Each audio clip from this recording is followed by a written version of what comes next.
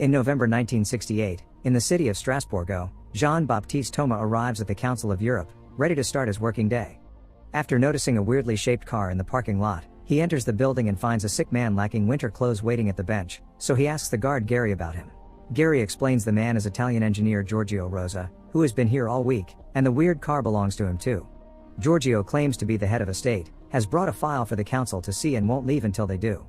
In order to get rid of him, Jean makes a big deal out of accepting the file from Gary and taking it to the office with him, but as soon as he enters the room, he throws it in the trash. He changes his mind, however, when he notices the file has the UN logo on it. After reading what is on it, he urgently rushes Gary to send Giorgio to his office so they can grant him an audience. Giorgio requests their help to save the island he's built, but since Jean and his co-worker are skeptical, he begins telling his story from the beginning. A year ago, in Bologna, Giorgio is at a bar with his best friend Maurizio Orlandini and other classmates celebrating their graduation from college.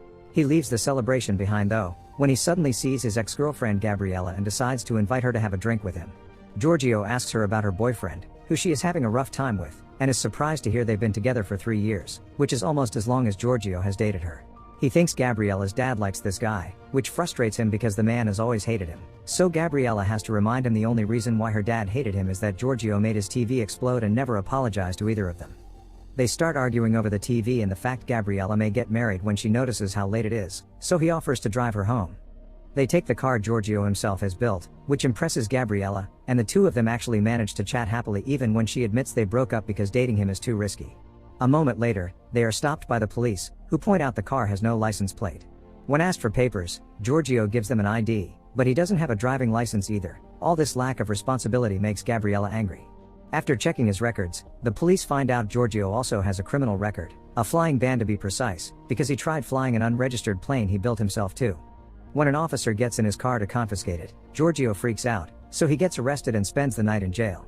The following morning, he's bailed out by his father Elise Rosa, who wishes his son acted normal. He's found a job for Giorgio, engineer for a very famous motorbike racer, but Giorgio isn't happy with the idea, so after a very sarcastic, "Thanks," he gets out of the car and leaves his dad behind. Next, he goes to see Gabriella, who is teaching a class about natural law and how things that are legal aren't always right. When she sees him enter the classroom though, she cuts the class short after only 10 minutes so she can talk to him in private. She's furious because now she has a record, and that may bite her in the rear when she tries to get tenure. Giorgio's apology is lackluster and he'd rather talk about the moment they had in the car, but Gabriella turns him down, saying that he isn't a genius, that his inventions only get everyone in trouble, and that if he wants a world without rules he should build his own. Giorgio doesn't get it's a metaphor and actually considers the idea. 3 months later, Giorgio has accepted to work for the motorbike racer, although he hates it because it doesn't challenge his mind. While holding a sign for the racer to know about a change in strategy, he gets distracted by a billboard showing an oil platform, which inspires him with a brand new idea. However, this also means the racer doesn't get to read the sign and ends up crashing, so he punches Giorgio in the face for it. Sometime later, Giorgio goes to visit Maurizio, who is trying to convince his father that it was his employees that have been stealing money from the company, when it's actually been him. In private, Giorgio tells him he wants to build his own island, and since a natural one is impossible, they can build one with metal following an oil platform design. They can go to international waters too, that way nobody will have the power to stop them. Maurizio doesn't hesitate to join the project, since he's tired of working for his father's shipyard. The next step is going to see how an oil platform is built, and they learn they use around 30 pillars of reinforced concrete foundation and an underwater concrete injector. All this plus the workers they would hire would require an insane amount of money, and to make the matters worse, they would need a special cargo ship to transport all the pillars. But Giorgio gets an idea and he shows it to Maurizio with a small metal flask in his bathtub. Steel does float if you hollow it. They could transport hollow pillars to the location of their choice by making them float behind a boat, and once they get there, they can fill them with water to make them sink again. They try the plan a few days later after Maurizio gets the money by stealing from his dad again, and it works, even if Giorgio does get scared for a moment thinking his friend may have sunk with the pillars. Back in the present, more and more council members keep appearing in the office, fascinated by the story. They're a bit skeptical to hear these two guys transported some pillars, installed them on the seabed, and built a giant platform without getting anyone's attention. Giorgio explains that they didn't, but only at first, then goes back to his story. To be an independent island, you need to have your own fresh water, so they successfully install a drill that provides them with it. The giant drill tower gets the attention of the Coast Guard, who thinks their tower is a transmitting antenna used for the illegal occupation of public airwaves. But as soon as they explain they're just drilling for water, they're left alone, since that's not illegal. Sometime later, when the platform is finally done, Maurizio returns with the workers to the mainland, but Giorgio decides to stay his first night on the new island, only he, the sea, a radio, and some coffee. Things go well at first, but soon it starts raining, which Giorgio thinks he can avoid by standing under his beach umbrella. However, in the middle of the night, the light rain becomes a full storm with tall waves that keep hitting the platform and a strong wind that blows away his umbrella. It's during this storm that a boat approaches the island asking for shelter, and that's how Pietro Bernardini, a castaway welder, becomes the first resident. Back in the present, Giorgio's little meeting has become a full audience with the entire Council of Europe. A secretary is introducing the ministers to residents of the island. After talking about Pietro, he brings up Wolfgang Rudy Neumann, a PR manager for beach clubs. He lost his German citizenship when he deserted from the army, but since he entered Italy illegally, he doesn't have an Italian citizenship either. He's stateless. Returning to the story, Rudy is shown working at a club when he overhears the news about two guys building an island, so he decides to visit them. After hearing their explanation about building a new world, Rudy accepts to stay as the island's PR manager and begins promoting the place as a tourist destination. Soon the news of a lawless place reaches all of Europe, and people from all over come to the island to party. The timing is perfect too, because 1968 is the year of a series of riots in France that everyone wants to escape from. Rudy even tells Giorgio of Esperanto, which they adapt as the island's official language and rename the place from Steel Island to Rose Island, which Maurizio doesn't like very much because it leaves him out. The island becomes so big and famous that they start appearing on the news, and that's how Franca learns about them. After discovering she's pregnant and understanding she can't tell who the father is because she's had too many flings, she goes to the island and demands a job as a bartender. The men give her the job, getting excited because her baby will be the first native island resident. One afternoon, after dismissing Maurizio's gambling ideas, Giorgio is shocked to see Gabriella has come to visit him. She isn't impressed by the island though, she thinks it's just a disco and not an actual state. After telling Giorgio that she's getting married, she leaves, refusing the invitation to stay the night. Later that night, Rudy and Maurizio argue over their ideas. Rudy wants to start a water skiing competition while Maurizio wishes they could have gambling tournaments. Giorgio's mind, however, is still stuck on what Gabriella said, so he tells his friends that he wants to be recognized as a real state. They have currency, stamps, postal service, and an official language. The only thing they're missing is a government. Giorgio declares himself to be the president, Franca the Minister for Economic Affairs, Pietro for Surveillance and Defense, Rudy Secretary of State, and Maurizio shall cover internal affairs. To make it official, they send a letter with a request to the UN, who contact the Italian government, and that's how two special agents end up visiting the island. Some days later, the Italian Council of Ministers is having their usual meeting when Prime Minister Giovanni Leone is given the news about the island by Minister Franco Restivo, who has been hiding the fact the Secretary General of the UN has called them about this 2 days ago. Furious, Giovanni demands to know why they haven't done anything about it, so Franco explains he's sent 2 agents to the island that haven't returned after 40 hours. After the meeting is over, said agents finally call, confessing they had been mesmerized by the freedom of the island, even causing one of them to cheat on his wife. Later in the evening, Franco appears on TV saying the government is working on disposing of the island. This is seen by Gabriella and Giorgio's parents.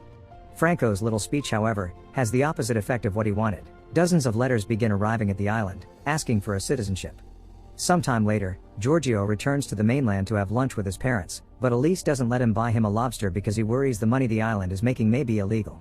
Giorgio invites them to come and see the island, but they turn down the offer with a silly excuse.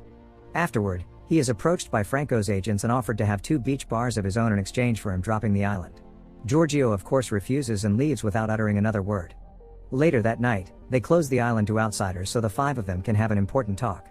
It's been decided that they'll finally start handing out citizenships, and the first passport, which just got printed, is for Rudy, who never had one. Meanwhile, Giovanni is having a meeting at the Vatican with a very important cardinal that asks him to do something about the island soon because it's appearing in the newspapers and they can't hide it from the Pope, who will not approve of such rebel ideas. When he returns to the Chigi Palace, he discovers dozens of letters have arrived from people asking to cancel their Italian citizenship, and similar requests are happening in governments around the world. Nervous and upset, Giovanni orders Franco to solve this problem as soon as possible if he doesn't want to suffer the consequences. This results in an agent visiting Elise at work. In the meantime, at the island, things are quiet because it's raining, not exactly party weather. Maurizio wants to start planning something to do for when summer ends and is shocked to hear Rudy, Franca, and Pietro are leaving, but Giorgio quickly catches on to what's going on. Unlike him, his friends did take the offer from the agents. Sad and betrayed, Giorgio goes to visit Elise, who has been fired from work under saying his performance hadn't been good when he had been nothing but an excellent, obedient worker. Not wanting his son's education to go to waste and disappointed by the dirty tactics the government is pulling, Elise encourages Giorgio to turn down the deal and fight for his island. Giorgio goes to see Gabriella, finding her at the movies with her fiancé. He wants her to be his lawyer in this legal fight he's about to start, but she refuses. She points out he shouldn't have written to the UN since he may be on international waters, but he's still an Italian citizen, and if he wants to achieve anything, he should visit the Council of Europe. So he does exactly that after taking his car back from the impound lot and stealing a license plate from another vehicle not to be stopped by the police again. And that's how he's here now, in front of the whole council, telling his story. Once he's done, he's asked to wait in the lobby while the council decides how to proceed. Meanwhile in Italy, Franco is congratulating his agents for having managed to buy off all the island's residents when the news of Giorgio being with the council is brought to him. Giorgio is currently being congratulated by Jean, who informs him his story has impressed the council and they have accepted to review his case, but their talk is interrupted by Franco calling the lobby, demanding to talk to Giorgio. He picks up the call, and after they argue for a while about what it means to found a state, Giorgio tells him about the council having accepted to analyze his case. This makes Franco desperate, so threatens to use Italy's military arsenal to blow the island to pieces. Seeing as the island is now in danger, Giorgio rushes back to Italy to try to save it, only stopping on the way to call his mom, who doesn't care much about hearing the island problems. In the meantime, Gabriella is shopping for her wedding cake when she notices the shop sells souvenirs shaped like the island, which makes her reconsider what she's doing with her life. She decides not to get married and goes to the port to join Giorgio in his boat and go together to Rose Island. Once there, she asks him if it's true that he built the island for her, then she kisses him. The following morning, they're woken up by the noise made by an Italian Navy battleship approaching them. In Chigi Palace, Franco asks Giovanni to authorize the attack. Giovanni at first thinks he's joking, but when he realizes he's being serious, he refuses, not wanting to sign an act of war. Franco reminds him he asked him to fix the issue by any means necessary and informs him that Giorgio has been heard by the Council of Europe, so they have no other choice. There's a commotion on the mainland as well. Curious bystanders and all news outlets are coming to the shore to see the explosion. When Rudy, who is about to close his deal, hears about this, he leaves the bar and finds Maurizio to ask him to join him in going back to defend the island. Maurizio thinks they can't because they aren't allowing boats to enter the water, but Rudy has an idea. That's how the two of them, Franca and Pietro, enter the water skiing competition, only to drive away in the middle of the race to return to the island. Thinking the Navy is just trying to scare them, the six of them stand on the edge of the island holding hands, only to be surprised by the Admiral shooting the cannons now that they have Giovanni's authorization. It's only a warning shot, so after the initial shock, the group goes back to the edge to stand their ground. The second shot lands much closer to the island, but this still isn't enough to make them come back, so the Admiral sends his soldiers to raid the island and arrest the group. While Giovanni and Franco appear on the news as heroes, Giorgio's parents follow the case on the radio, and Jean reluctantly throws away the island's file. The group is taken away in the Navy's ship, and Giorgio can only watch as bombs are put on the pillars and the island is blown up. Afterward, he apologizes to Gabriella for what he did to her dad's TV, but she tells him that doesn't matter anymore. What matters is to change the world. Without the island existing anymore, the Council of Europe couldn't close the case. To prevent this from happening again, the UN moved the border of international waters from 6 to 12 nautical miles all around the world. To this day, the destruction of Rose Island remains the only invasion perpetrated by Italy. Giorgio and Gabriella got married, and lived together for the rest of their lives. Make sure to subscribe and turn on notifications so you can watch more videos like this. Thanks for watching.